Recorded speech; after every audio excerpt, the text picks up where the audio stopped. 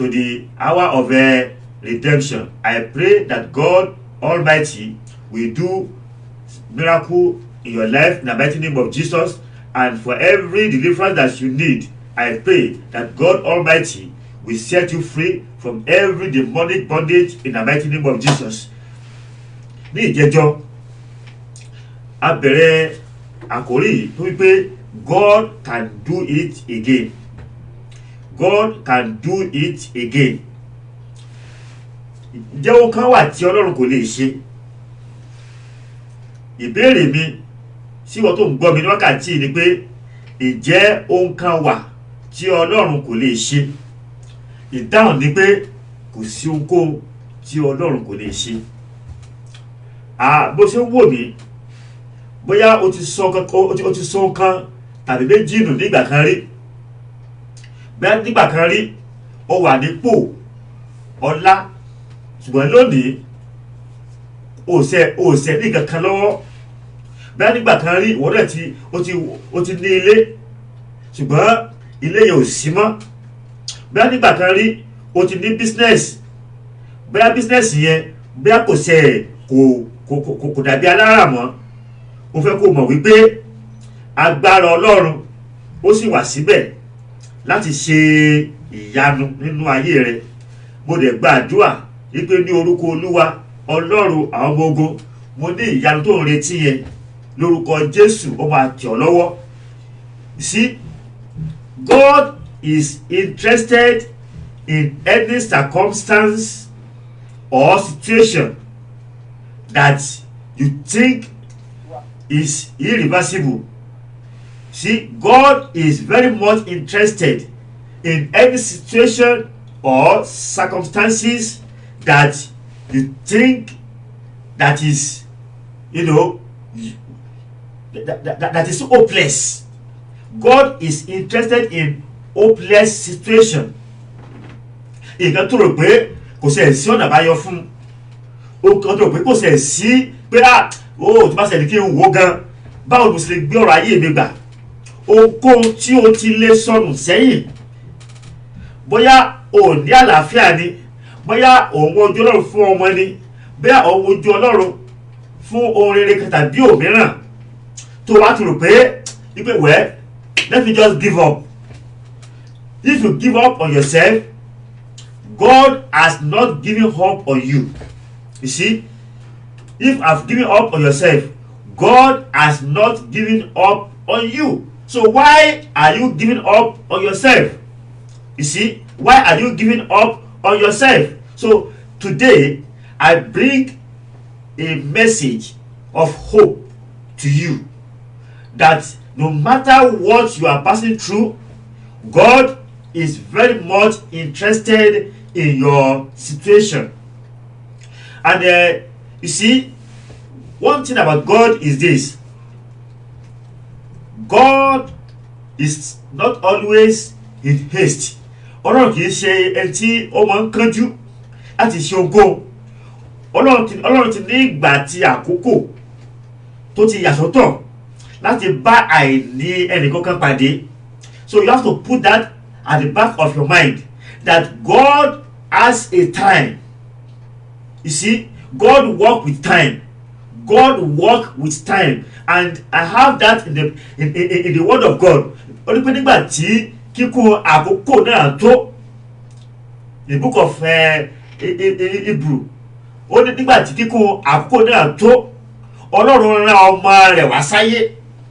Nígbà tí kíkún àkókò náà tó, ní pé Ọlọ́run ní ìgbà àti àkókò tí ó ti yà sọ́tọ̀ láti bá ìṣòro tàbí àìní ẹnìkankan pàdé. Nítorí ni pé ohun tó láti béèrè fún òun náà ni ẹ̀mí sùúrù láti dúró de Ọlọ́run. Ọ̀pọ̀lọpọ̀ wọn ò ní ẹ̀mí sùúrù láti dúró de Ọlọ́run. Wọ́n rí Ọlọ́run gẹ́gẹ́ bí magician, gẹ́gẹ́ bí pidánpidán, tó pé a kàn mú nǹkan lójú ẹsẹ̀, á yí padà, ó lè sọ handkerchief kó sọ di sweet, kó sọ handkerchief kó sọ di paper. God is not like that. God is not a magician. God has his purpose. Ọlọ́run ní ìpinnu tiẹ̀ ní ọkàn, ìdí tí ó fẹ́ fi ṣe nǹkan yẹn ó dẹ̀ fẹ́ ṣe ní àkókò tí ó jẹ́ pé ògo òun Ọlọ́run yóò hàn nínú ayé rẹ ni. So if you are waiting upon the Lord, I don't know what you are waiting upon the Lord for. I don't know what, maybe you are waiting upon the Lord for the fruit of the womb. Maybe you are waiting upon the Lord, for a good job. Maybe you are waiting upon the Lord to get a good husband. Maybe you are waiting upon the Lord to get a good wife. Maybe you are waiting upon the Lord, to travel abroad. You see, even traveling abroad has a set time that God has proposed in His plan for you. So, what you need to do is to wait upon the Lord. And I pray as you wait upon the Lord, God Almighty will see you through in the mighty name of Jesus. God Almighty will see you through in the mighty name of Jesus. Do not let your heart be troubled. But the king kò dààmú pé alágbájá ẹ̀gbọ́n mi kan, àbúrò mi kan, ọ̀rẹ́ mi kan, ẹnìkan tí mo mọ̀ ní ọdún mẹ́rin sẹ́yìn àjọ lọ sí iléèwé, ó ti ṣe gbá, ó ti ṣàwo, ó ti achieve jù mí lọ. Well, àkókò tiẹ̀ nìyẹn, àkókò tiẹ̀ náà máa dé. And when your time comes, people will celebrate you in the mighty name of Jesus. I prophesy that your time will come in the mighty name of Jesus. You see, apá kejì ẹ̀kọ́ yìí màá sọ díẹ̀ nípa tá a kọ́ ní last week yẹn, màá mú àwọnú ilé gangan tí yóò fún wa ní òye ohun tí a gbọ́dọ̀ ṣe láti mú kí ìlérí náà kó sí kíni kó wá sí ìmúṣẹ nínú ayé wa ká tó wá gbàdúrà. Torí pé mo ṣàkíyèsí kíni ẹ pé gbogbo èèyàn ló ń gbàdúrà, gbogbo wa là ń gbàdúrà, Kírísítẹ́nì ó ń gbàdúrà, àwọn mùsùlùmí wọ́n ń gbàdúrà.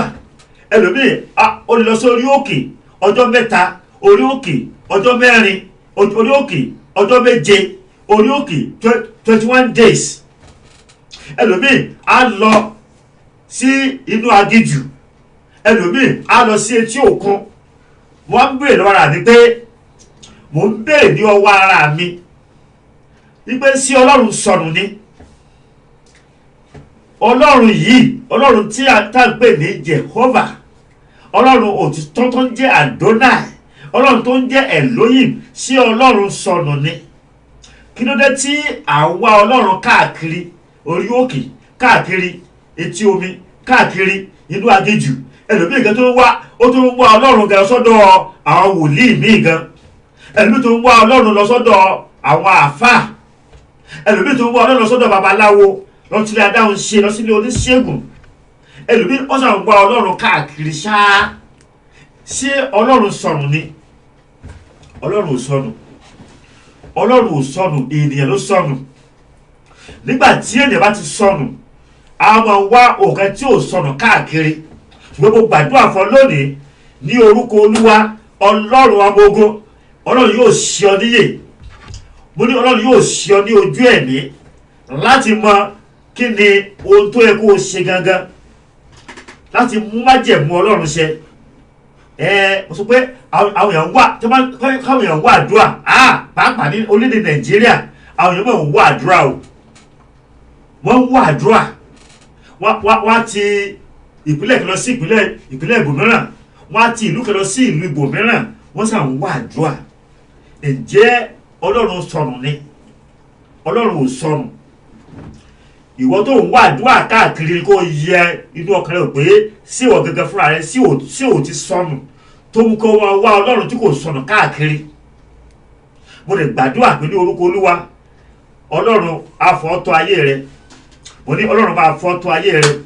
Mo ní wàá rí tóbi Ọlọ́run lórúkọ Olúwa. Ohun tó jìnà sí ọ yẹ, tó jìnà sí ọ, bóyá eré jìnà sí ọ, bóyá àánú jìnà sí ọ, bóyá ògo jìnà sí ọ, bóyá ìbùkún jìnà sí ọ, bóyá àríyọ jìnà sí ọ, bóyá àtiṣeré jìnà sí ọ, òun wà àtiṣeré ní ọ̀kánkán òkèrèrè ní orúkọ Jésù. Bí Olúwa ti ń bẹ tí agbẹ́ kò yí padà, oore tó jìnà sí ọ yẹ lórúkọ Jésù ó máa jókòó tì ọ́.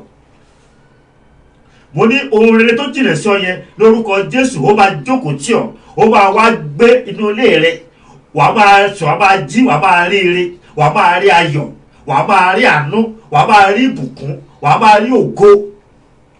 Àlàáfíà tó jìnà sí ọ yẹn lórúkọ Jésù, àlàáfíà yẹn ó ti wọlé wá báyìí ní orúkọ Jésù. Àlàáfíà yẹn ti wọlé. You see, I'm still expecting your call. Ẹ máa gbé nọ́mbà ẹ síwájú, call in, because Ọlọ́run sọ fún mi pé òun ti ṣe ìyanu náà ayé àwọn ènìyàn kan. Má gbàgbé nínú Bíbélì àwọn adẹ́tẹ̀ 10 ó láwòsàn, ṣùgbọ́n nínú wọn ẹyọ kan ló padà wá sọ́dọ̀ Jésù Kristi Olúwa wa. Ó dẹ̀ padà wá, ó gba ìrẹ́kún ire ni. So Ọlọ́run sọ fún mi pé òun ti bá ayé àwọn ẹ̀yẹ yìí kan pàdé ní orí ètò yìí. Tó o ti rí ìyanu, má fi ọwọ́ Ọlọ́run wọ́n fi pamọ́. Pèsè orí nọ́mbà yìí, ó wà very very important.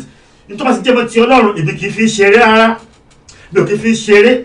Pèsè orí nọ́mbà yìí, you need the authority of God to stamp that blessing, to stamp that glory. Nítorí náà pè 0207 018 2075.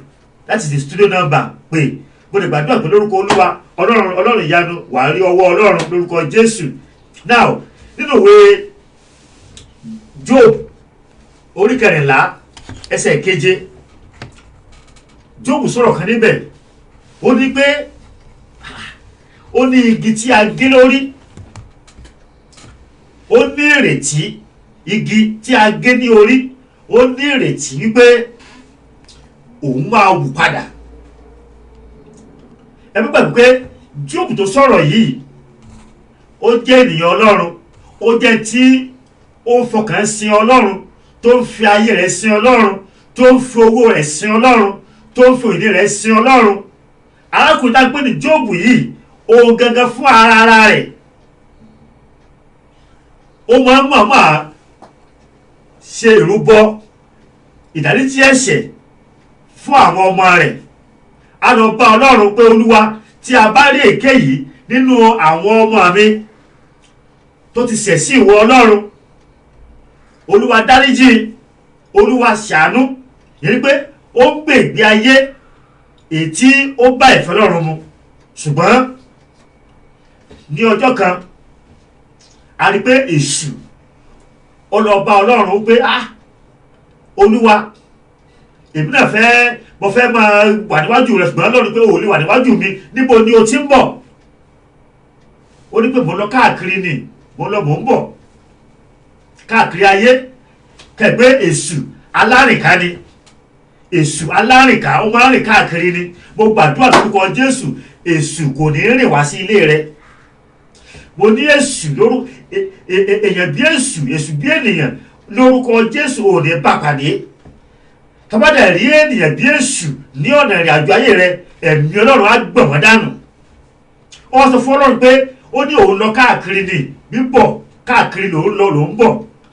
Ọlọ́run á béèrè pé ǹjẹ́ orí ìránṣẹ́ mi Jóòbù? Àwọn onímọ̀ orí ìránṣẹ́ Jóòbù, ṣe bí ìwọ ló fi odi iná, ìwọ ló fi yí Jóòbù ká, tó fún ní àlàáfíà, tó fún ní ọlá, tó fún ní ọrọ̀, ìyẹn gẹ́gẹ́ ló fi ń sìn ọ́. Ọlọ́run ní pé mo jẹ́rìí ẹ tí mo ní, Jóòbù ò sìn mí nítorí pé ó lówó tàbí ó ní ọlá tàbí ó ní ọrọ̀, mọ́ ó sìn mí nítorí pé ó fẹ́ràn mi. Ìyẹn ni pé Ọlọ́run fẹ́ máa fi àwa ọmọ rẹ̀, ó máa fẹ́ fún wa yangàn níwájú ọ̀tá. Ọlọ́run fẹ́ máa fi àwa ọmọ rẹ̀, ó máa fi yangàn níwájú àwọn ẹni bí ènìyàn. Mo lè gbàdúrà lórúkọ Olúwa, Ọlọ́run máa fẹ́ ọ yangàn sí rere. Èṣù wá dáhùn pé ó ní pé ọ̀dà náà tó bá rí bẹ́ẹ̀, jẹ́ kí a lọ dán arákùnrin yìí wò bóyá ní òótọ́ òun ló ń sìn ọ́ ní òtítọ́ àti ní òdodo. Jẹ́ kí lọ kọlù odi tó fi yíká yẹn, odi náà yẹn mú kúrò. Àdàrí pé tòótọ́ Ọlọ́run mú odi yẹn, ó mú kúrò nínú ayé Jóòbù. Èṣù kọlù Jóòbù, ó kọlù ilé Jóòbù, ó kọlù ọmọ Jóòbù, ó kọlù iṣẹ́ Jóòbù.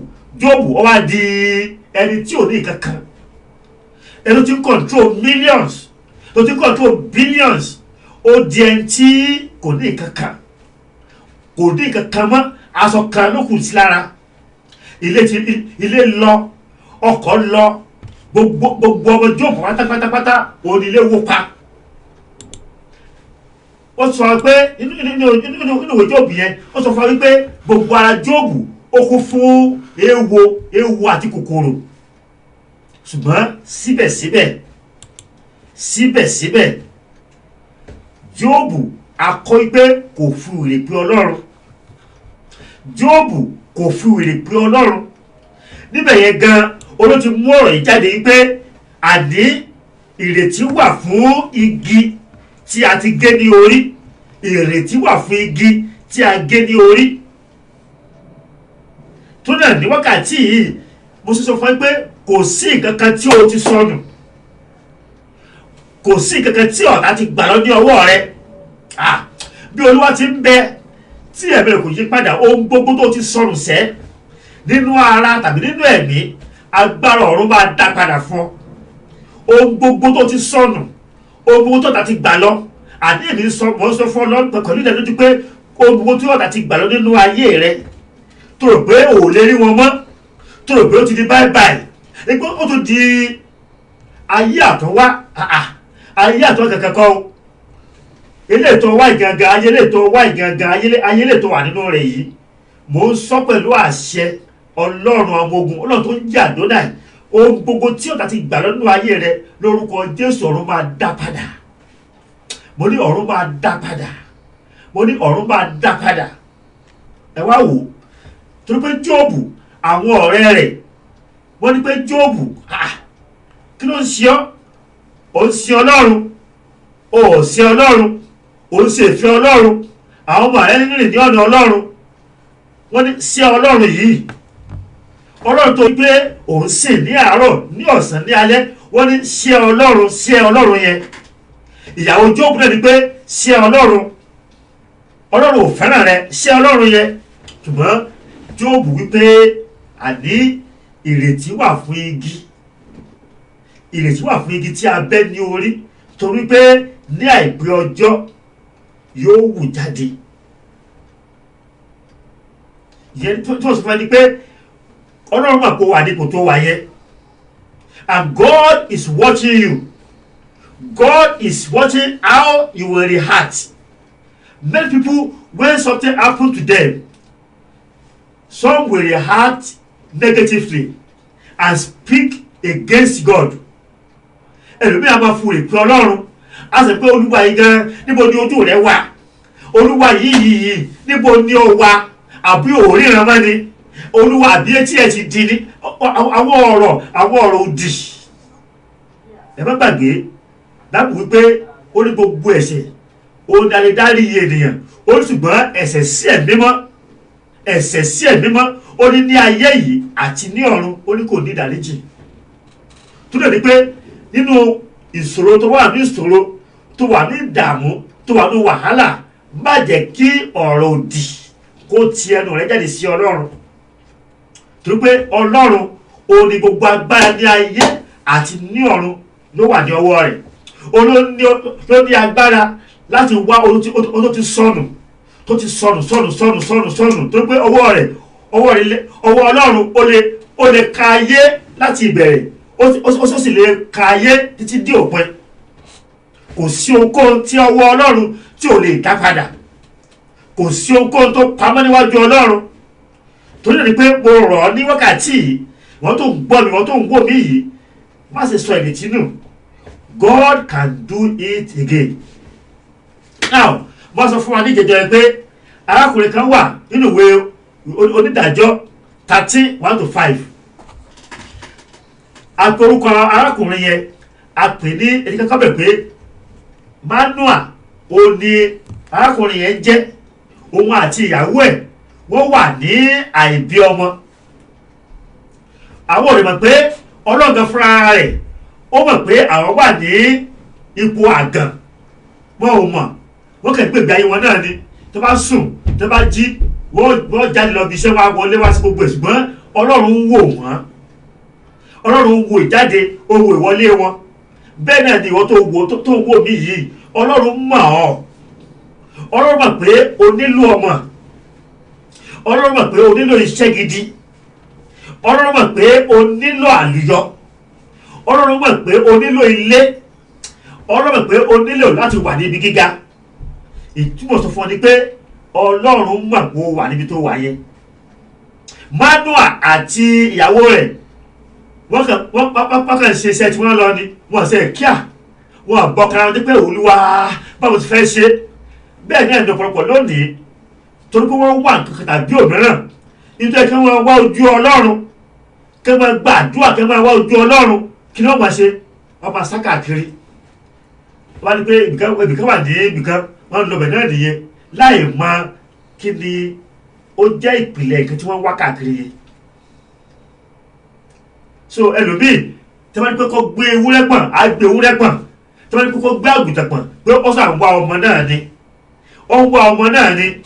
Bẹ́ẹ̀ ni kó lọ sí etí òkun, etí odò, kó lọ sí Ọ̀ṣun, kó lọ gbọ́ ọmọ níbẹ̀. Ṣùgbọ́n lẹ́yìn ọ̀rẹ́ yìí á rí i pé ìdààmú àti wàhálà ni. Bẹ́ẹ̀ ni pé ó ní pé báwo ni ìṣòro àti ìpọ́njú àwọn tó ń tọ àwọn ọlọ́run mìíràn yóò ṣe pọ̀ sí. Nígbà tí wọ́n ti kọ Ọlọ́run tọ́ sílẹ̀ tó ń wọ́n Ọlọ́run àjòjì káàkiri, òun kó ẹ sínú wàhálà àti ìdààmú, òun kó ẹ sínú májẹ̀mú burúkú, òun mú ara ẹ ọdún májẹ̀mú ègún burúkú lọ. Tó náà ni pé Ọlọ́run tó ṣẹ̀dá rẹ, Ọlọ́run Ísírẹ́lì, Ọlọ́run ayérayé, Ọlọ́run tó ń jẹ́ Yahwe tó ṣẹ̀dá rẹ, ó mọ̀ kó wà ní ipò yẹn. Ó dẹ̀ ń dóde ìgbà tí àkókò láti mú ìlérí rẹ̀ ṣẹ. Ǹjẹ́ ìwọ wá ṣe tán láti dúró de ìgbà tí àkókò Ọlọ́run? You see, Manoa yìí nínú àìbí ọmọ yẹn náà ni wọ́n wà. Ọlọ́run wá ránṣẹ́ sí wọn, Ọlọ́run rángẹ́lì sí wọn. Ó wípé wo nítòótọ́ ìwọ àti ìyàwó rẹ ẹ yàgàn, ṣùgbọ́n ẹ ó bí ọmọkùnrin kan. Ó ní ó bí ọmọkùnrin kan. Ó ní ọmọkùnrin tí a fẹ́ bí yìí, ó ní èkíní ni pé ìwọ ìyá yìí o ò gbọdọ̀ mu ọtí líle tàbí ọtí wáìnì, bẹ́ẹ̀ ni o ò gbọdọ̀ jẹ ohun aláìmọ́. That is the book of Judges chapter 13 from 1 to 5. Judges 13 1 to 5. Pé o ò gbọdọ̀ jẹ ohun aláìmọ́ kankan. Bẹ́ẹ̀ dẹ̀ ni ọmọ tó fẹ́ bí yìí, Násírì èmi Ọlọ́run ni, abẹ kò gbọdọ̀ kan orí rẹ̀, abẹ kò gbọdọ̀ kọjá ní orí rẹ̀, torí pé òun ni yóò gba Ísírẹ́lì là kúrò nínú wàhálà àwọn Filistini. Ní àkókò yẹn ó jẹ́ àkókò tí àwọn Filistini tí ó jọba lórí Ísírẹ́lì, wọ́n dẹ̀ ń pọ́n wọn lójú, wọ́n ń pọ́n Ísírẹ́lì lójú gidigidi, wọ́n ń pọ́n wọn lójú. Ní àkókò ìkórè, nígbà táwọn ọmọ Ísírẹ́lì bá ti kórè, tó ti ṣiṣẹ́ tán, tó ti kórè wọn sílẹ̀ tán, nígbà yẹn ni àwọn Filistini àti kíni òní wọn á dé, wọn á dẹ̀ kó ìkórè wọn, wọn á dẹ̀ kó lọ. Gbogbo tó ti kó jọ, gbogbo tó ti fi ogún ọdún kó jọ, àwọn ọmọ Filistini wọn á dé, wọn á dẹ̀ kó lọ. Mo gbàdúrà fún lónìí lórúkọ Jésù, gbogbo ohun tó ń kó ìkólọ rẹ lọ, ìwọ tó ń wò mí yìí, gbogbo tó ń kó ìkólọ rẹ lọ, ẹlòmíràn á ṣiṣẹ́, á kó owó jọ, á kó owó lájọ, á ní pé owó yìí mo fẹ́ fi kọ́ ilé ni, á ní owó yìí mo fẹ́ fi ra ilẹ̀ ni, á ní owó yìí mo fẹ́ fi ṣe business ni. Ṣùgbọ́n àwọn ẹ̀mí yẹn kàn dé ni, agbára yẹn kàn dé ni, wọ́n á dẹ̀ fa lọ. Fún odidi ọdún kan ò ní àkójọ kankan, ò ní kankan tí o lè sọ pé ohun tó gbèsè ní ọdún yìí nìyí. Mo gbàdúrà wo ibi tó wà yẹn sórí program yìí, máa ṣíà program yìí, bá mi ṣíà program yìí. Bó ṣe ń ṣíà program yẹn, orí burúkú jìnà sí ọ. Bó ṣe ń ṣíà program yẹn, ikú òjijì ó jìnà sí ọ. Bó ṣe ń ṣíà program yìí, ìdààmú ogun ayé lórúkọ Jésù ó jìnà sí ọ lórúkọ Jésù. Ṣíà program yìí very very important, because the power of God is in the house. The anointing of God is in the house, and every yoke shall be broken in the mighty name of Jesus. gbogbo agbára gbogbo ẹ̀mí tó ń gba ire ní ọwọ́ rẹ, gbogbo agbára gbogbo ẹ̀mí tó ń kórè ayé rẹ, tí wọ́n fi ọ́ ṣiṣẹ́, ìwọ́n ń ṣiṣẹ́, ò ń ṣiṣẹ́ láàárọ̀ lọ́sàn-án lálẹ́ lọ́gànjọ́ òru, ṣùgbọ́n àwọn tó ń gbà wọ́n ń gbà ní ọwọ́ rẹ, wọ́n ń gbà ní ọwọ́ rẹ. Ò ń fi ojú rí owó ni, ṣùgbọ́n ò fi ọwọ́ kó owó jọ, ò fi ọwọ́ kankan fetí gbọ́ ni. Lórúkọ Baba ọmọ àti ẹ̀mí mọ́, gbogbo agbára gẹ́gẹ́ bí Fílístínì tó ń fìyà jẹ ọ́, lórúkọ Jésù lónìí ó dópin. Ọlọ́run á rí pé ìyà ọmọ Ísírẹ́lì ó tó gẹ́, ó wá ṣèlérí pé Sámsọ́nì yìí á jẹ́ ọkùnrin alágbára, pé Sámsì ètí a ó bí yìí òní yóò gba Ísírẹ́lì sílẹ̀ lọ́wọ́ ogun Fílístínì. Èmi ọmọ ogun Fílístínì ti ń jayé rẹ, èmi ọmọ alágbára tó ní ọ́ lára, èmi ọmọ ẹgbẹ́ tó ní pé kó o fò kó o nìṣó, wípé wọ́n bọ̀ dé ìsàlẹ̀ kòtò ilẹ̀ ni. Bí Olúwa ti ń bẹ tí ẹgbẹ́ kò yí padà, ọ̀nà tó gba Ísírẹ́lì ní orúkọ Jésù ó máa gbà ọ́ lọ́wọ́ alágbára yẹn, lọ́wọ́ ẹni tí ń fi ọ́ ṣiṣẹ́ yẹn. Nínú ara wọ́n ń fi ọ́ ṣiṣẹ́, nínú ẹ̀mí wọ́n ń fi ọ́ ṣiṣẹ́, wọ́n ṣiṣẹ́ bí erin, ọwọ́ ń jẹ ìjẹ́ ìlérí. Ní orúkọ Jésù Olúwa máa gbà ọ́. Wá gbọ́ mi náà, ìwọ náà tó ń wò mí, ìwọ tó máa ń kó àwọn èèyàn ṣiṣẹ́, òun kó àwọn èèyàn ṣiṣẹ́, ṣùgbọ́n tó bá tó àkókò fún àwọn èèyàn ní owó iṣẹ́ wọn, ó mọ̀ fún ẹni excuse. Wà níbẹ̀ owó yẹn mi ò tí ì gbá ni, o lè ti gba owó yẹn, o ti gba owó yẹn, ṣùgbọ́n tó pé o fẹ́ gbégbé ayé ìrọ̀rùn kó máa fi ojú pa àwọn ènìyàn. Rántí pé ẹnìkan ń bẹ ní òkè, ẹnìkan ń bẹ tó dá gbogbo ènìyàn, ẹni tó ní agbára lọ́wọ́ láti pa, tó ní agbára lọ́wọ́ láti jí, tó ní agbára lọ́wọ́ láti rẹ́sí ọ̀run àpáàdì. Gbogbo àwọn tó ń fìyà jẹ yẹn, gbogbo àwọn tó ń ní lára yẹn, mọ̀ pé àwọn náà ní ẹbí, àwọn náà ní ará, wọ́n ní àwọn tó ń wojú wọn láti jẹ àtàtì mu. Torí náà ni pé Bíbélì pé má jẹ́ kí oògùn alágbàṣe kó gbẹmọ lára. Owó tó bá tọ́ sí ẹnìkọ̀ọ̀kan, owó tó jẹ lọ sanwó yẹn, kí ìbínú Ọlọ́run kó bá dé bá ọ. Bẹ́ẹ̀ ni Olúwa wí, owó tó jẹ àwọn ènìyàn tó kó wọn ṣiṣẹ́, wọ́n jí láàárọ̀ kùtùkùtùkùtùkùtù, wọ́n ṣiṣẹ́ kìtàkìtàkìtàkìtàkìtàkìtàkìtà. Ó wá ń tó àkókò kó fún ẹ ní owó, ó wá ń fi ìyàwó jẹ wọ́n níyà. Lọ yí padà lónìí, torí pé inú Ọlọ́run kò dùn sí irú àwọn ẹni tó bá ń gbègbè ayé bẹ́ẹ̀. Inú Ọlọ́run kò dùn sí irú àwọn tó ń gbègbè ayé bẹ́ẹ̀. Mo gbàdúrà lórúkọ Jésù, wàá rí àánú gbà. Bóyá o mọ̀ tẹ́tẹ̀lẹ́ ni, ṣùgbọ́n ní ìsinyìí o ti mọ̀. Tó pé àwọn ọmọ Ísírẹ́lì nígbà tí Fílístínì tó fìyà jẹ wọ́n ké sí Ọlọ́run, nítòótọ́ wọ́n dẹ́ṣẹ̀, ṣùgbọ́n Ọlọ́run ní pé òun máa rán Sámsọ́nì láti gbà wọ́n. Ẹ wá wò ó, arákùnrin lápẹ̀tẹ̀ Sámsọ́nì yìí ó jẹ́ alágbára, ṣùgbọ́n a lè pè ní alágbára mọ́ bẹ̀rù. Ibi tí mo lọ gangan náà lónìí nìyẹn pé tó bá ń gbàdúrà, Bible ó sọ pé ní watch and pray.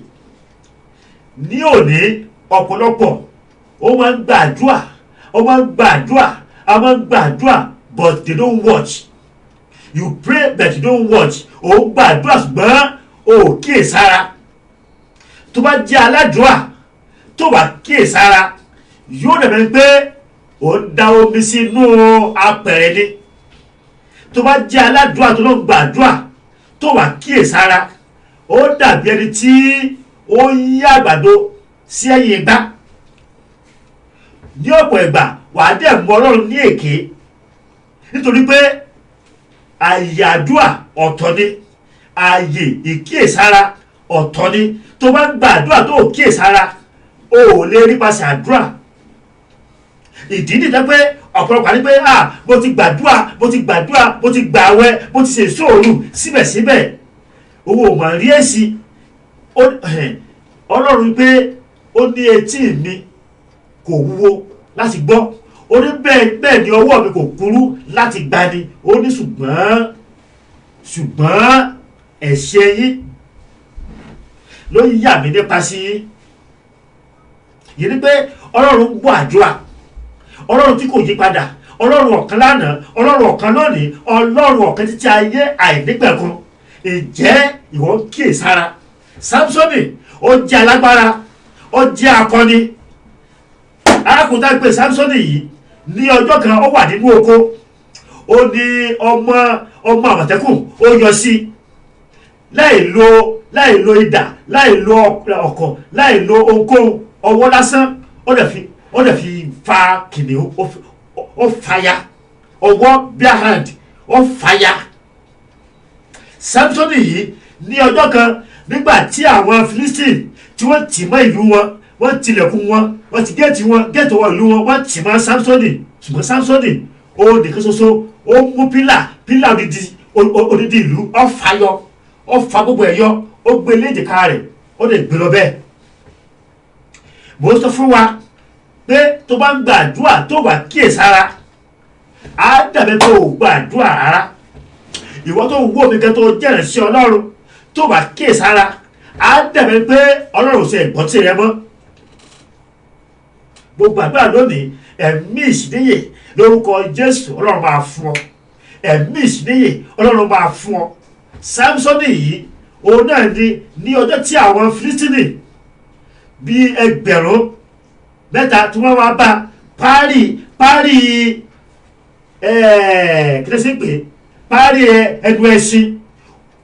ẹnu ẹṣin lásán, ó fi pa wọ́n dànù. Kẹ́lẹ̀ mọ̀ bí ó ṣe ní agbára tó, kẹ́lẹ̀ mọ̀ pé Ọlọ́run wà pẹ̀lú ẹ̀. Ó dà wọ́n Fílístínì, ó dà wọ́n láàmú lọ́pọ̀lọpọ̀. Ṣùgbọ́n kí tó wà nínú ayé ni pé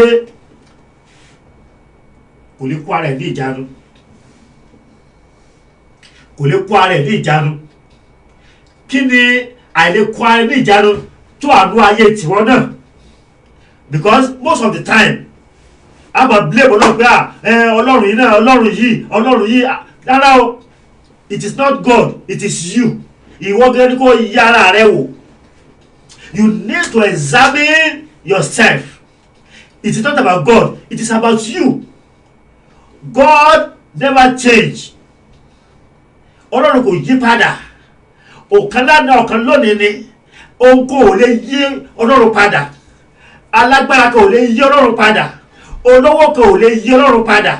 Kò sóhun kó tẹ́lẹ̀kẹ́lẹ́ lè gbé kalẹ̀ tó lè yí Ọlọ́run padà. Kò sí. Ṣùgbọ́n ìwọ gẹ́gẹ́ fún ara rẹ lọ yí ara rẹ ò pé níbo ni mo wà. Sámsónì kí ló ṣe ni pé ó wá lọ bá àwọn ọ̀tá tó ń bá jà. Ó lọ ń fẹ́ ọmọ ọ̀tá. Ọmọ ọ̀tá yìí gẹ́gẹ́ ló wù fẹ́. Kò sí ẹ tó wà ní ilẹ̀ Ísírẹ́lì tó jẹ́ ọmọ Ísírẹ́lì tó sì kéde tó wu Sámsónì. Àwọn ọmọ tí ń bá jà, àwọn ọmọ ọ̀tá yẹn gangan ọlọ́lọ́ fi sí aya. Ó yàn mí lálẹ́, ọlọ́n bá aṣẹ́wó, ọlọ́n bá wọn ṣe papọ̀. Àwọn ọmọ fíṣẹ̀ gẹ́gẹ́ ló sì kéde olówù. Àwọn ọmọ tó jẹ́ ọmọ Ísírẹ́lì kò sí kéde kò wù. Àwọn ọmọ ọ̀tá gan ló sì kéde olówù. Ibẹ̀ yẹn gan ni ìṣúgbẹ́ sí kéde ló ti bẹ̀rẹ̀. Àwọn àgbààgbà Fílístínì wọ́n lọ bá Dèlílà tó jẹ́ ọmọ wọn wípé wò ó mọ̀ pé Sámsónì ó ń dà wá láàmú. Jọ̀wọ́ bá wa béèrè níbo ni agbára rẹ̀ wà, níbo ni agbára Sámsónì níbo ni ó wà. Ẹni wàá wò ni pé wọ́n wá fún arábìnrin wọn fún ní owó, wọ́n fún ní ẹ̀bùn owó kó lè bá mọ àṣírí ìgbé ayé Sámsónì kó lè bá fi lé ọ̀tá lọ́wọ́. Ìwọ tó ń wò mí náà ní wákàtí yìí, mo wílẹ̀ kẹ́sí pé Ọlọ́run máa ṣe ọ níyèsẹ́. Ó mọ̀ pé àyàdúà ọ̀tọ̀ ní àyàdúà, ọ̀tọ̀ ní àyè ìkíyèsára. Ẹlòmí lè gbàdúà ní ojú oorun, ẹlòmí lè gbàdúà ní orí omi, ẹlòmí lè gbàdúà ní orí afẹ́fẹ́, ṣùgbọ́n kò kíyèsára. Ibi àìkíyèsára gẹ́gẹ́ ní ọ̀tá dúró sí náà ti ń jẹ ọ́ níyà.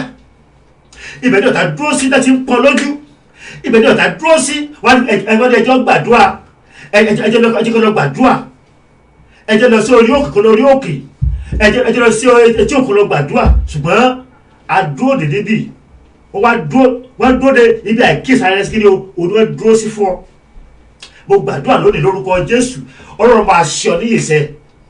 Samsoni wọ́n mọ àìlera ẹ̀ pé obìnrin àìlera rẹ̀ ó wá gbé owó ńlá wọ́n gbé fún arábìnrin yẹn òun náà gba owó ó wá pè Samsoni kápẹ́ tòótọ́ ó bá fẹ́ràn mi tó bá fẹ́ràn mi tòótọ́ sọ fún mi kí ni àṣírí agbára rẹ̀. Ní ẹ̀kíní ó ta arábìnrin yìí ó ní bá ti mú okùn tá ti fi dè mí ó ní nígbà yìí náà ní agbára báṣikẹ́ ni ó ní á lọ wọ́n dé Samsoni ní ẹ̀kíní àwọn ọ̀tá ó ní ọfíìsì báyìí okùn yẹn já dànù lẹ́ẹ̀kejì lẹ́ẹ̀kẹta síbẹ̀síbẹ̀ iye Samsoni ò mọ̀ sí iye rò sí pé ayé òun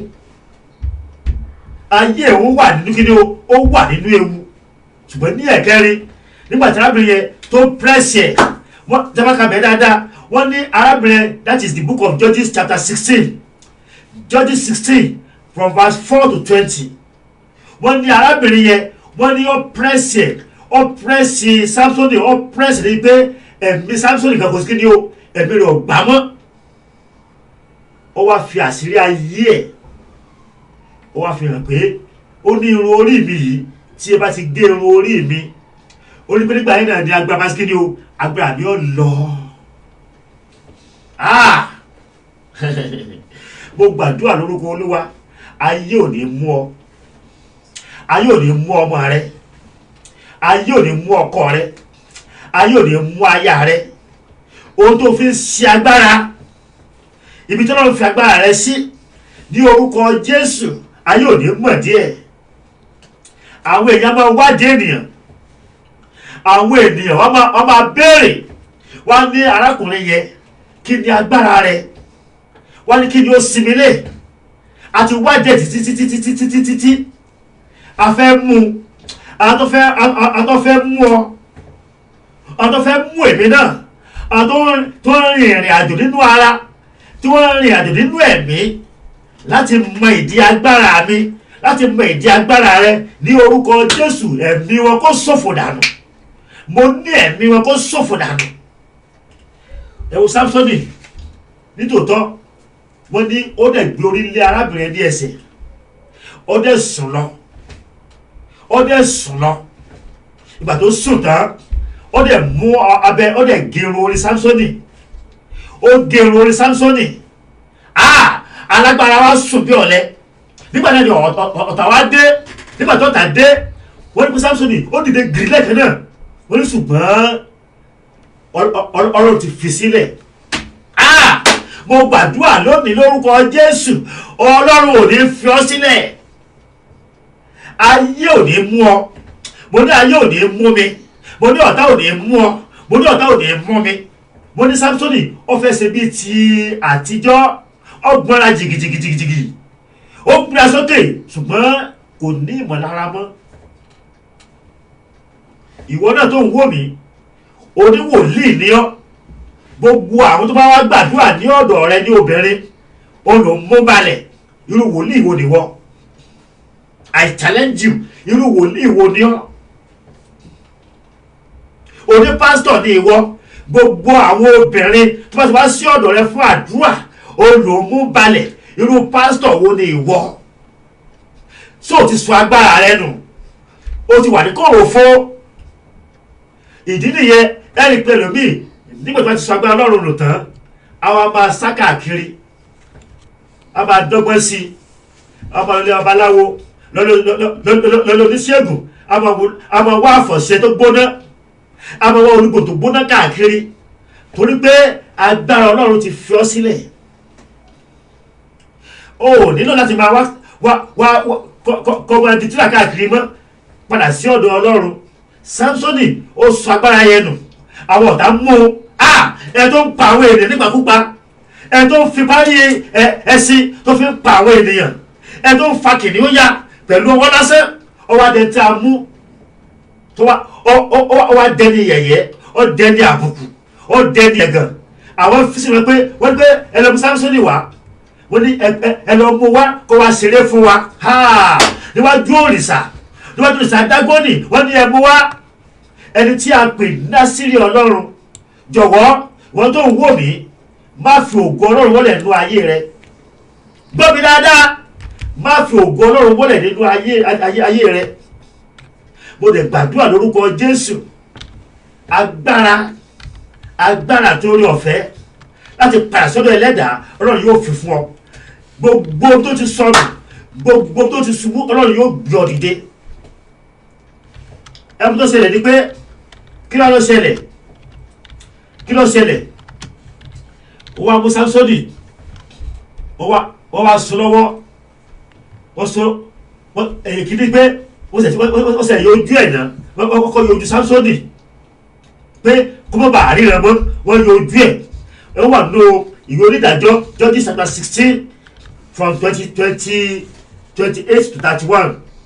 Ó wà níbẹ̀, ẹ̀ka Judges 16 20 to 31. Kí ló ṣe pé ó wá yọ ojú ẹ̀ méjèèjì, ó wá bẹ̀rẹ̀ sínú gbọ̀ngàn. Wọ́n ní pé Sámsónì ẹ̀yà máa jó fún wa, máa jó orí ó wá dẹni yẹ̀yẹ́, ó dẹni ẹ̀gàn. Ṣùgbọ́n mo sọ pé God can do it again, believe me. Mo sọ pé kò sórí ohun tí mo bẹ̀rẹ̀ nípa Ọlọ́run yìí ni pé Ọlọ́run kì í ṣe ọ̀dájú. No, I can vouch for it pé Ọlọ́run tí mò ń sìn, tí mò ń kéde rẹ̀ fún ọ yìí nípasẹ̀ Jésù Kristi, ẹni tó wá sí ayé láì lọ́wọ́ ọkùnrin tàbí obìnrin nínú. Jésù Kristi, ẹni tí a kà má àgbélébùú. Jésù Kristi, ẹni tí ó kú tí a sì sin. Jésù Kristi, ẹni tí ó jíǹde ní ọjọ́ kẹta. Jésù Kristi, ẹni tí ó gòkè lọ sí ọ̀run. Jésù Kristi, ẹni tí ó jókòó ní ọwọ́ ọ̀tún Ọlọ́run Elédùmarè tó ń bẹ̀ fún wa ní ìgbà gbogbo. Jésù Kristi yìí tó tún bọ̀ ní ẹ̀kejì láti wá ṣèdájọ́ ayé àti òkú. Olùbọ̀ ń sọ nípa ẹ̀ fún Ọlọ́run alágbára, Ọlọ́run tó ń dè tẹ́lẹ̀kẹ́ni kò lè tú, Ọlọ́run tó ń tú tẹ́lẹ̀kẹ́ni kò lè dè. Ìmọ́lẹ̀ láàárọ̀ òkùnkùn ayé, Ọlọ́run tó mọ ẹgbá orí, Ọlọ́run tó rí òpó ẹ̀yìn, Ọlọ́run tí ń ṣe alágbẹ̀dẹ ọmọ ènìyàn. A lè wí lè ṣe, a lè ṣe lè wí. Ọlọ́run tó ń jẹ́ Alpha àti Omega. Ríbá kàyába sàtúlì kàpá, yába kórába síkà ríbá ṣínára kàpá yìí máa sùn tó lìà. Ọlọ́run ẹni mo sọ pé ó jẹ́ Ọlọ́run aláàánú. Nínú ìṣòro yẹn, Sámsónì ó doríkodò. Nínú wàhálà yẹn, Sámsónì ó doríkodò. Nínú ẹ̀gàn àti ìtìjú yẹn, ó da oríkodò. Nínú ipò ìrẹ̀sílẹ̀ rẹ̀ yẹn, ó da oríkodò. Ó gbàdúrà, ó ní pé Olúwa lẹ́ẹ̀kan sí i. Ó ní Olúwa lẹ́ẹ̀kan sí i, jẹ́ kí agbá ẹ̀ kó dé. Ṣé mọ̀ pé báwo sọ pé ó ní Ọlọ́run dẹ̀ gbọ́ àdúrà Sámsónì ní ojú ẹsẹ̀. Irun ẹ̀ tá a gé, tó pé irun yẹn méje ni irun yẹn, méje tó ń ṣe àpẹẹrẹ pípé Ọlọ́run, méje tí ń ṣe àpẹẹrẹ agbára Ọlọ́run. Wọ́n ní ojú ẹsẹ̀, irun ẹsẹ̀ kí ni ó tún wù jáde. Agbára tó wá dé, agbára tó padà.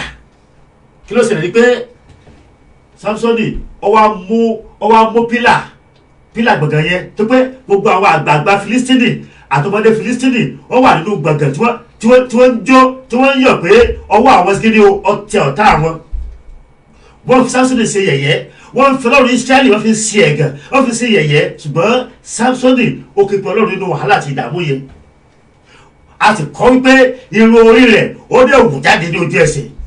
Ó wá mú pílà yẹn, ó fà mára wọn, gbogbo ilé yẹn sí ní ó dé wò ní wọn pa, ó wò ní wọn pa. A kọ́ wípé àwọn tí Sámsónì pa ní àkókò yẹn, ní ọjọ́ ikú rẹ̀ yẹn, ó pọ̀ ju àwọn tí ó pa nígbà tí ó wà láàyè lọ. Mo sọ fún ẹ pé nínú ipò tó wà yẹn, bóyá ẹ̀ṣẹ̀ rẹ ló mú wà nínú ipò yẹn, bóyá ẹ̀ṣẹ̀ bàbá rẹ ni, bóyá ẹ̀ṣẹ̀ ìyá rẹ ni, bóyá ìkúdílé bàbá ni, bóyá ìkúdílé ìyá ni, bóyá àfọ́fà ni, ohunkóhun yòówù kó lè mú wà nínú ipò tó wà yẹn lónìí. Ìyẹn ni pé ohun tó lò ní pé képe Ọlọ́run Ísírẹ́lì, képe Ọlọ́run nípasẹ̀ Jésù Kristi, nípa Olúwa dá sọ́rọ̀ ayé mi. Wo kò sí ẹ̀ṣẹ̀ tó dá tí Ọlọ́run ò ní ètò fún ìdáríjì rẹ̀ níwọ̀n pọ̀ tó bá sí kí ni ó tó bá ti tọ̀ wá pẹ̀lú ìrẹ̀lẹ̀ ọkàn.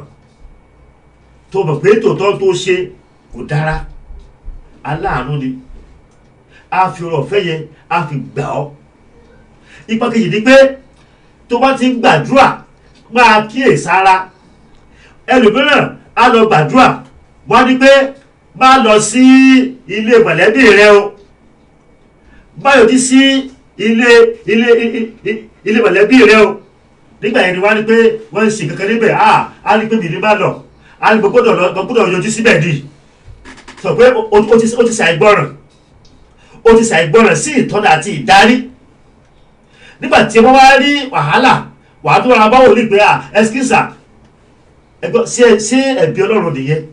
Ẹ̀bí Ọlọ́run kọ́ ó gbàdúrà ṣùgbọ́n ò kíyèsára. Ẹlòmíràn a máa gbàdúrà Ọlọ́run ní pé wò ó má fẹ́ pàdé fún ọjọ́ 7 pẹ̀lú àwẹ̀ àti àdúrà.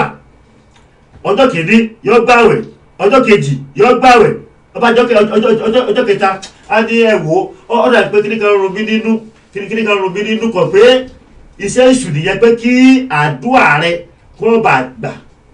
Oúnjẹ jíjẹ kìí pani, àìjẹ oúnjẹ kìí pani, yóò gan oúnjẹ gbàgbé gan máa pa ènìyàn. Torí pé nínú Bíbélì ohun mẹ́ta tí èṣù ń lò nígbà yẹn òun náà ló ń lò wò. Let me tell you something. Satan has no new trick. Listen to me. Satan has no new trick. Trick tó lò láti jọ́ yẹn náà ló kí ni o, òun náà ló ń lò oúnjẹ. Ó fi oúnjẹ bayé ènìyàn jẹ́, ó fi owó bayé ènìyàn jẹ́. Àti obìnrin dára o, ìsọpọ̀bìnrin ọ̀dà, ṣùgbọ́n tó bá ti ní tiẹ̀ mú tiẹ̀ yé mọ́rin dún káàkiri. Wòlíì ní ọ́, gbogbo obìnrin ọ̀sán sọ́dọ̀ rẹ̀ báyìí fún àdúrà ọgbọ́n bá wọn sùn. O lè ló ní anointing, irú anointing wo nìyẹn? That is stinking anointing. Stinking anointing. That is not anointing of God. Stinking anointing. Anointing tó kí ni o tó ń rùn. I pray that God will help you in the mighty name of Jesus. Tó bá ti gbàdúrà ọgbọ́n ọmọ kíyèsára. Àwọn ẹlòmíì bẹ̀tẹ̀ pé oúnjẹ tó bá gbé oúnjẹ míì tó bá jẹ́ báyìí, oúnjẹ máa di wàhálà sí òun lára. Oúnjẹ máa di wàhálà sí òun lára. Òun gbàdúrà ṣùgbọ́n oúnjẹ tí wọ́n ní kó má jẹ ẹgẹ náà ló kí ni o, òun náà ló ń jẹ. Wàá ní ma sọ pé òun gbàdúrà. Pastor, pray for me. Pray for me for healing. Your healing has been done already. What you need to do is watch. I pray that God will help you in the mighty name of Jesus Christ. Jẹ́ kí gbàdúrà fẹ́. Jẹ́ kí ẹ̀fẹ́ rẹ̀ kó gbàdúrà fẹ́. Tó pé àkówá àti lọ àkówá lọ́pọ̀lọpọ̀. Mo gbàdúrà ní orúkọ Olúwa. Níbi tó wà yẹ sọ fún Olúwa pé Olúwa tú àṣírí ogun ayé tí ń jà mí. Olúwa tú àṣírí ogun ayé tí ó ń jà mí. Olúwa tú àṣírí, máa gbàdúrà bẹ́ẹ̀ ni pé Olúwa tú àṣírí ogun ayé tó ń jà mí. Olúwa tú àṣírí ogun ayé tó ń jà mí. Máa gbàdúrà bẹ́ẹ̀ yẹn ni pé Olúwa tú àṣírí ogun ayé tó ń jà mí. Ogun ayé tó ń jà mí yẹn Olúwa tú àṣírí ẹ̀. Olúwa tú àṣírí ẹ̀. Olúwa tú àṣírí ẹ̀. Olúwa tú àṣírí ẹ̀. Olúwa tú àṣírí ẹ̀. Ogun ayé tó ń jà mí Olúwa tú àṣírí ẹ̀. Olúwa tú àṣírí ẹ̀. Olúwa tú àṣírí ẹ̀. Olúwa tú àṣírí ẹ̀. Olúwa tú àṣírí ogun ayé tó ń jà mí. Olúwa tú àṣírí ogun ayé tó ń jà mí yẹn. Olúwa tú àṣírí ogun ayé tó ń jà mí. Expose that problem that is waging war against me. Jésù Olúwa wa. Àdúrà kejì sọ fún Olúwa ipe Olúwa gbà mí lọ́wọ́ ogun òru. Sọ fún mi dáadáa pé Olúwa gbà mí lọ́wọ́ ogun òru. Ogun òru tó ń jà ọ́. Ìwọ tó ń wò mí tó bá ti di òru báyìí wà kàn rí pé ojú rẹ̀ á dá wáyé. Ojú rẹ̀ á dá wáyé. Wọ́n fi gbà àlàáfíà rẹ ni. Wọ́n fi gbà àlàáfíà rẹ lọ. Wọ́n fi di ọjọ́ ayé rẹ kù díẹ̀díẹ̀. Sọ fún Olúwa pé Olúwa gbogbo ogun òru tí ń jà mí yìí Olúwa gbà mí, Olúwa gbà mí, Olúwa gbà mí. Gbàdúrà bẹ́ẹ̀, gbàdúrà bẹ́ẹ̀, gbàdúrà bẹ́ẹ̀, gbàdúrà bẹ́ẹ̀, gbàdúrà bẹ́ẹ̀, gbàdúrà bẹ́ẹ̀, gbàdúrà bẹ́ẹ̀. Gbogbo òru tó ń jà mí, Olúwa gbà mí, Olúwa gbà mí, Olúwa gbà mí, Olúwa tú mi sílẹ̀ lọ́wọ́ ogun òru tí ń jà mí yìí. Olúwa gbà mí, Olúwa gbà mí, Olúwa gbà mí, Olúwa gbà mí lọ́wọ́ ogun òru tí ń jà mí. Olúwa gbà mí, Olúwa gbà mí, Olúwa gbà mí, Olúwa gbà mí. Gbogbo ogun tó ń gba oru ní ojú mi, tó ń gba oru ní ojú ọmọ, tó ń gba oru lójú ọkọ rẹ, Olúwa gbà mí. Ogun òru tó ń jà mí, Olúwa gbà mí, Olúwa gbà mí, Olúwa gbà mí. Ó ti rí bẹ́ẹ̀. Jésù Olúwa wa, àmín. Ìjọba gbàdúrà fún ọ. Mo wí ní orúkọ Olúwa Ọlọ́run ọmọ ogun, ní ipò tó wáyé tí ò mú inú rẹ dùn, ní ipò tó wáyé tí ò mú ayọ̀ rẹ kún, ní ipò tí ó wáyé tẹ́lẹ̀ fẹ́ ṣe ẹ̀yẹ, ní ipò tó wáyé èyí tó ti gba kankan lọ ní ara rẹ, wọ́n ti gba kankan lọ ní ara rẹ. Ìwọ́n tó mọ̀ pé o ò pé ní ara, o mọ̀ pé o ò pé ní ara, pé wọ́n ti gba kankan lọ ní ara rẹ. Mo gbàdúrà ní orúkọ Olúwa Ọlọ́run ọmọ ogun, ohun gbogbo tí wọ́n ti gbà lọ nínú ayé rẹ, ní orúkọ Jésù ọ̀run kó dá padà fún ọ. Orí bá sàkáyà bá sàntólíkà parí bá sàntálíkà pa. Ẹlòmíì àìdíà, wọ́n ti gba àìdíà ìṣeré ní ara rẹ̀, wọ́n ti gba àìdíà ìṣeré nínú ayé rẹ̀, kò lè ronú kan rere láyé. Gbogbo àdúrà lórúkọ Jésù, gbogbo ìrònú rere tó ti gbà lọ, ríkàdà yàgbà sòtóríà, gbogbo ìṣe rẹ tó ti gbà lọ, gbogbo tó ṣe ọ báyìí tẹsán yẹn di kòlòbó, lórúkọ Jésù agbára ọ̀run kó jọrọ dànù nínú ọ̀fìn tó wáyé. Ọlọ́run yóò yọ, mo ní Olúwa yóò yọ nínú ìdààmú tó wáyé. Wàá rọ́nà àbáyọ wọ́n tó wà nínú òpá àìsàn, lórúkọ Jésù. Nínú omi ara ni, nínú ẹ̀jẹ̀ ni, nínú egungun ni, nínú iṣan ara ni, nínú ìfun ni, nínú gbogbo tó wà ní àgọ́ ara rẹ tó ń já ìsàn. Ilé tí wọ́n borúkọ rẹ̀, ilé tí wọ́n borúkọ rẹ̀, ní orúkọ Jésù. Mo ní kó rí ìwòsàn, mo ní kó rí ìtúsílẹ̀, mo ní kó rí ìwòsàn, mo ní kó rí ìtúsílẹ̀, mo ní kó rí ìwòsàn, mo ní kó rí ìtúsílẹ̀. Agbára lọ́rùn kan gbà ọ́. Ó ti rí bẹ́ẹ̀. Mo gbàdúrà fún ọ lórúkọ Jésù. Nínú ilé tó kò dùn ọ ní òní sọ ẹkún. Gbogbo ètò ìbànújẹ́ tó ta ṣe lórúkọ Jésù ọ̀run kó fàyà. Gbogbo àkọsílẹ̀ ìbí nípa tirẹ̀, ẹ̀jẹ̀ Jésù kó parẹ́. Léè tó kù nínú ọdún yìí, gbogbo ibi tí rẹ̀ há sí, gbogbo tí ayọ̀ rẹ̀ há sí, lórúkọ Jésù ọ̀run kó gbà padà fún ọ. Lórúkọ Jésù mo ní ojú òní tì ọ́, mo ní ojú òní tì ọ́. Gbogbo aṣọ ẹ̀gàn lára rẹ lórúkọ Jésù Olúwa bọ́ jóná. Aṣọ àìsàn Olúwa bọ́ jóná. Aṣọ ìpọ́njú Olúwa bọ́ jóná. Aṣọ àìní Olúwa bọ́ jóná. Gbogbo ẹni ìdààmú lórúkọ Jésù ọ̀run bọ́ jóná. Ó ti rí bẹ́ẹ̀, ó ti ṣẹ bẹ́ẹ̀. Gbogbo ẹni tí ń kọ́ ẹ ṣiṣẹ́, tó ń kọ́ ẹ ṣiṣẹ́, ò ń lébọ̀, ò ń lébọ̀, ò ń lébọ̀, ṣùgbọ́n ò ní àkójọ. Lónìí agbára ìsọdọ̀ dídá lórúkọ Jésù kó wọnú ayé rẹ lọ. Ó ti rí bẹ́ẹ̀, ó ti ṣẹ bẹ́ẹ̀. Ọ̀run ó fi àṣẹ sí, kò sì yí padà. Ní orúkọ Jésù Kristi Olúwa wa, àmín, àmín, àmín lórúkọ Jésù Kristi. I thank God and I believe that God has